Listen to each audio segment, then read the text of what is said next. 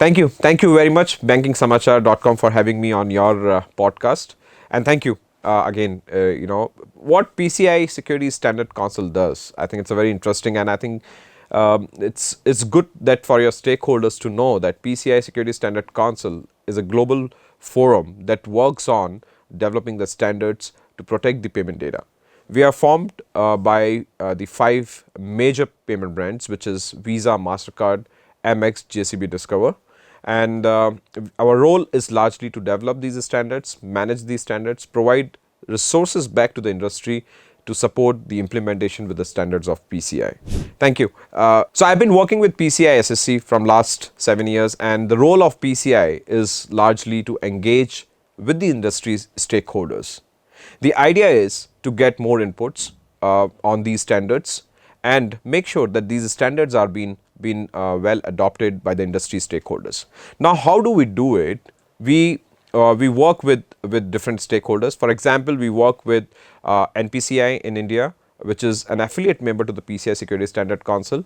We work with NCHL here in Nepal, who also are an associate participating organization and the first board of advisor member from the region, which is a great news.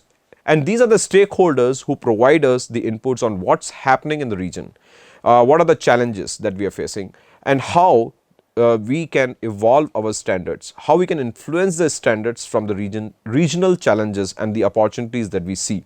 And that's where, when we get this feedback is passed on back to the standards team that we have with the PCI Security Standard Council, and we ensure that these feedbacks and inputs are being taken into consideration through the request for comment process, which is RFC process, which we keep releasing from time to time to the industry, back to the industry stakeholders, so that we get these inputs. Now that's how the standards are evolving and are being adopted by various stakeholders who are storing, processing, and or transmitting the payment account data. Very interesting question, and I think we, as one of our role as an education engagement team at PCI Security Standard Council, our role is to engage with almost everyone in the industry, including the names that I took in my previous answer was speaking to NPCI and the NCHL.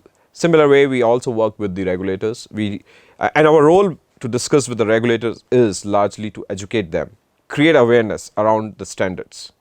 Today we have, in addition to the PCI DSS, which is a famous standard everywhere in the world, we have 15 data security standards. And we wanted to educate and create awareness around these standards of PCI, and the ecosystem has different players. You have an issuer, you have an acquirer, you have a vendor, solution provider, you have service providers, you have merchants in the ecosystem, and each of these players in the ecosystem has to adopt a different standard of PCI. Not necessarily all, but there would be a necessity of adopting few standards of PCI.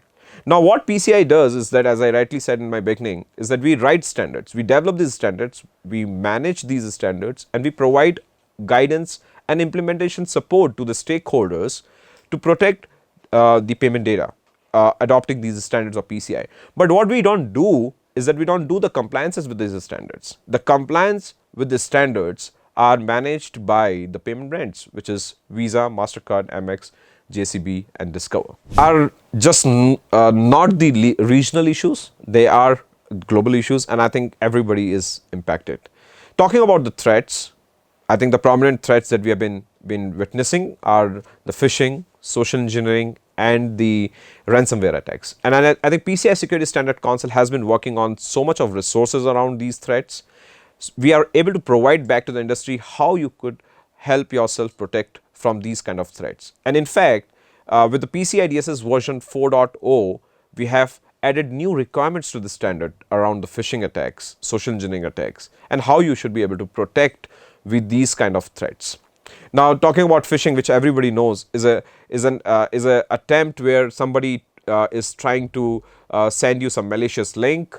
They are able to send you mimic some your audio or a video and try to extract or extort money to gain for the financial gains. Now that's where you need to be aware. Phishing attacks are very common. And every organization today has to make sure that they have some training programs within to help understand the employees that how someone can attack you. And one thing that we have been keep telling is that keep your personal and your corporate laptop or the workstation separate, because the cyber criminals are there to get to gain the financial to have a financial gain from these kind of phishing attacks. At the end of the day, social engineering, how you should be able to protect from social engineering. Many people just share their details on social medias and other accounts, and that's where the social engineering attacks are very prominent, because your identity get compromised. And ransomware attack, I think we all know about ransomware attacks. It's been really critical for the global payment industry, and that's where PCI security standard comes into the picture, where we provide all necessary guidance, support, how you can protect yourself from these kind of threats.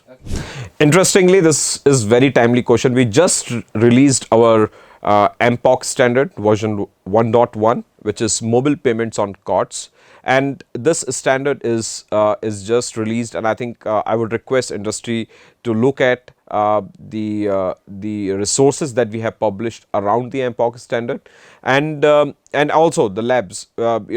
The for the MPOC labs, I just wanted to clarify to put a point that the MPOC labs can register if you want to become an MPOC lab with PCI Security Standard Council. We have relaxed the requirements. In fact, we have relaxed the requirements around becoming a MPOC lab now. And if you need more information, you can go to PCI Security Standards Council website to get more information on that. So I think the payment landscape is evolving. I think you will see a lot of new forms of payments coming in, whether it's QR code based payments, the contactless payments, wearables.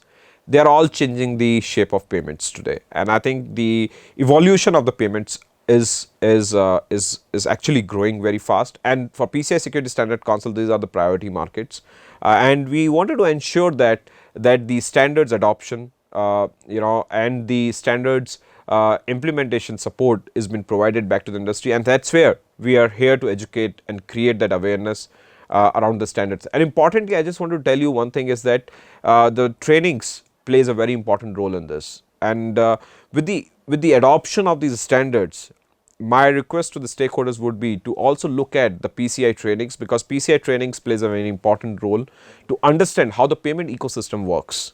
Right, the landscape is changing, everybody is aware of, but having the PCI trainings included in your overall process of when you're implementing the standards of PCI would help you adopt these standards faster. For example, we have the PCIP training, which is for the payment card industry professionals, and this is a starting point if you are building your career, if you are building your understanding on the PCI standards. Then we have the PCI ISA, which is a PCI internal security assessor, which is going to help the organization understand the implementation of the requirements, because they are trained by by PCI Security Standards Council trainers, and you get these qualifications. Once you get these qualifications, you become more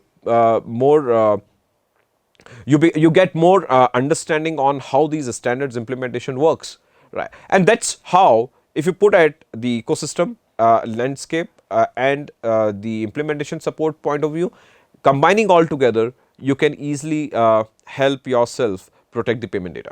See, if I have to look at it, the challenges point of view, I see it's more about, first is all about education and having an fair understanding of how the standards works and how these standards can evolve. And I think it's just about our education. It's when we create a lot of education and awareness around the standards, I have seen this happening, that people are able to get through this very easily. I don't look at those as a challenges, but I look them as an opportunities for everyone to come and get involved with these standards body like PCI Security Standard Council, who are rigorously trying to work on improving the payment security posture across the globe. And my request to everyone would be is that you should look forward to gaining this knowledge from the resources that the PCI Security Standard Council has, and also, you should subscribe to our PCI Perspective blog, which gives a lot of perspective on different standards from global organizations, and we keep updating our standards, and also we keep updating our stakeholders with the latest updates that are happening around. Yes, I think that's a very good question that you have asked, and I think, see, we have to understand we are working with global payment industry, and we are working with different stakeholders across the globe. So what we did is to get more concrete inputs from the industry. So we have a principal participating organization group which comes together and have the discussion on the strategy for the PCI Security Standard Council. So they are able to participate in the RRG and TGG, which is, there are two separate groups that focuses on the future for the council. So there are discussion that happens in this groups to decide what's the future course of action looks like for the PCI Security Standard Council. But yes, when I say the standards are evolving, you will see lot new changes coming into the standards as we move into the year. And I would just say that, just keep a watch on the PCI Security Standard Council website, and the podcast like this probably we may be doing again when these changes comes in. But yeah, there are things that are in work in progress, and there would be definitely updates coming in from the PCI Security Standard Council. Yeah, I think this is no brainer. I think everybody knows. I spoke about the programs that the NPCI, being an affiliate member in India, and NCHL in Nepal has been contributing to the standards in different capacity, and I would request that, if the organizations can come forward and contribute to the standards and join us, as an associate participating organization or a principal participating organization, that would help. One is that you are able to get a lot of inputs.